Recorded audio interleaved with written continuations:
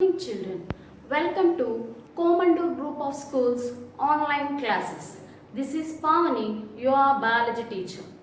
As already we completed our first lesson, cell structure and functions, let us move on to our second lesson, plant tissues.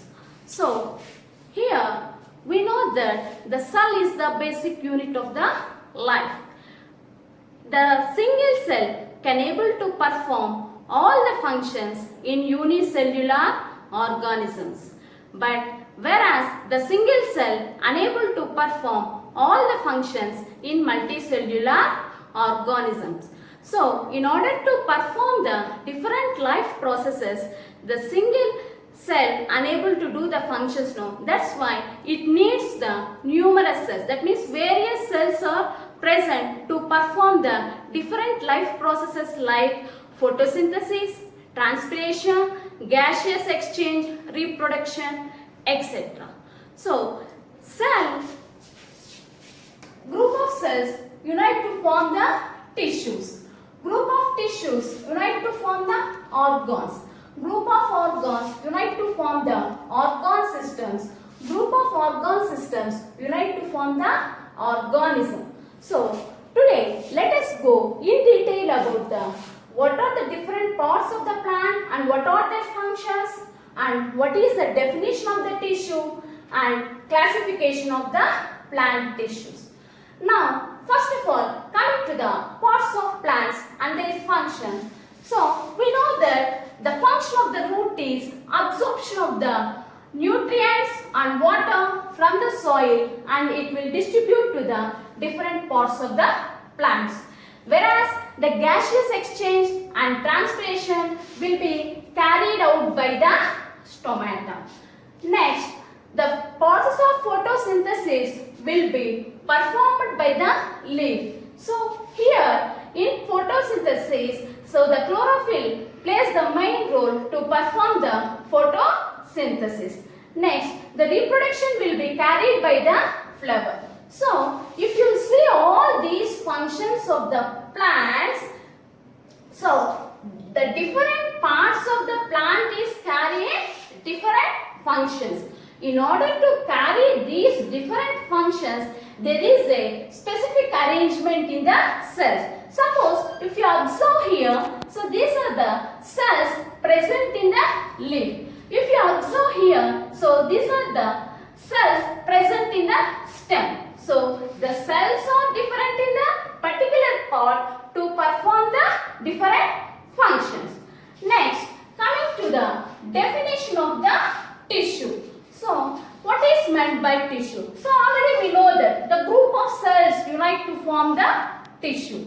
So, here tissue is defined as the group of cells which are similar in structure and similar in function. Similar is nothing but same. So, whatever cells are present in a tissue, they will perform the same function and they are same in structure. Whenever they are same in structure, then only they carry or they will perform the specific function. Next, coming to the classification of the plant tissues. So, the plant tissues are classified into 4 different types. The first one is the meristematic tissue, second one is the dermal tissue, third one is the ground tissue, fourth one is the vascular tissue. So, here the meristematic tissue means the tissue which helps for the overall growth and repair is the meristematic tissue. Overall growth, repair is nothing but wherever the damage takes place, then it will be repaired by the meristematic tissue. Next, dermal tissue. The tissue which is present in the outer coverings of the body. That means in overall all the parts of the body, so this dermal tissue is present. Next, coming to the ground tissue. So, this ground tissue is formed by the bulk of the plant body. Next one is the vascular tissue. The tissue which has for the transportation is the vascular tissue. The other name for the vascular tissue is the conductive tissue. So the plant tissues are divided into 4 different types: meristematic tissues, dermal tissues, ground tissues and vascular tissue. So here again there is a subdivision in meristematic tissues: apical meristematic tissues, lateral meristematic tissues, intercalary meristematic tissues. Again there is a subdivision in ground tissues: parenchyma, collenchyma, sclerenchyma. So again there is a subdivision, that means 3 different types of cells are present in the parenchyma.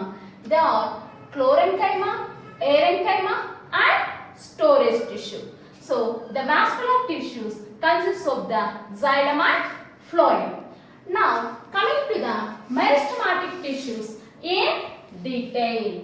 So already we know that the meristematic tissue consists of the 3 different types. So what is the apical meristematic tissue? So the meristematic tissue which is present at the apex of the plant. Apex is nothing but where the growth takes place is called the apical meristematic tissue. So wherever the growth takes place, there this apical meristematic tissue will be present. Next, coming to the lateral meristematic tissue. So the lateral meristematic tissue is present at the lateral edges of the plant. At the lateral edges of the plant. Next, coming to the intercalary meristematic tissue. So here the intercalary meristematic tissue is present wherever a stalk of the flower arises, or wherever the branching takes place, or where the fruit will arise. So the other name for the intercalary meristematic tissue is the cambium. Next, so far we discussed that 3 different types of tissues in the meristematic tissue. Now let us learn that, so what are the characteristics of the cells present in the meristematic tissue. So here all the other 3 tissues are formed from the meristematic tissue. So the dermal tissue, ground tissue, vascular tissue, all the other 3 tissues are formed from the meristematic tissues. So next, coming to the characteristics of the cells present in the meristematic tissue is, so the cells are small. The cells are small. The arrangement of the cells in the meristematic tissue is the compact arrangement. What is meant by compact arrangement? Closely arranged. So if you observe the cells in this structure, so here without any intercellular spaces, the cells are arranged. Next, prominent nucleus is present. Whenever we observe under the microscope, so we will observe the prominent nucleus in the meristematic tissue, and the cells present in the meristematic tissue are continuously dividing cells. So whenever it continuously divides, then only all the other 3 tissues are formed. Next, the cell wall is thin. Cell wall is thin means here, so due to the thin cell wall only, it divides continuously. Next, intercellular spaces are absent. Intercellular spaces means the space between one cell and another cell is nothing but the intercellular spaces. So we didn't find any space between the cells in the meristematic tissue. So this is about the meristematic tissue. So far we discussed about the meristematic tissue. In the next class we discuss about the dermal tissue, which protects all the parts present in the plant, and ground tissue and vascular tissue.